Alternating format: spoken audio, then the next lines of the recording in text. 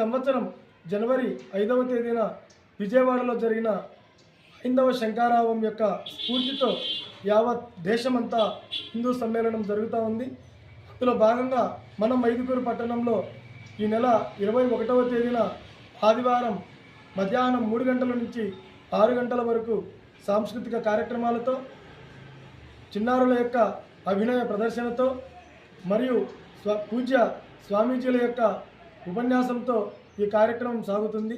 కావున ప్రతి హిందూ బంధువు కులాలకు అతీతంగా, వర్గాలకు అతీతంగా, పార్టీలకు అతీతంగా వచ్చి ఈ కార్యక్రమాన్ని దిగ్విజయం చేయవలసిందిగా కోరుచున్నాం. 100వ సంవత్సరం శతాబ్ది ఉత్సవాలలో భాగంగా ప్రధానమైనటువంటి ఉత్సవాలలో ఒకటి హిందూ సమ్మేళనం. ఈ హిందూ సమ్మేళనాన్ని దిగ్విజయం చేద్దాం.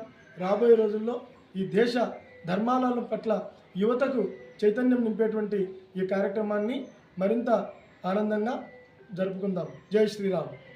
హిందూ దేశం, ఈ దేశంలో పుట్టిన వారంతా హిందువులే.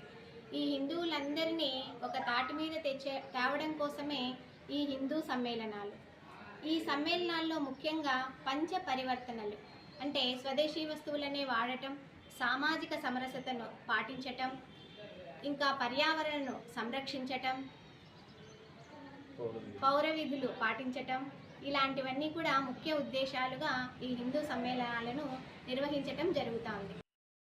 ఖండ ఉపమండల హిందూ బంధువులందరికీ నమస్కారం. రేపు ఆదివారం 21వ తేదీ మధ్యాహ్నం 3 గంటల నుంచి 6 గంటల వరకు జరిగేటువంటి హిందూ సమ్మేళనంలో హిందూ బంధువులందరూ విరివిగా పాల్గొనాలని నా మనవి.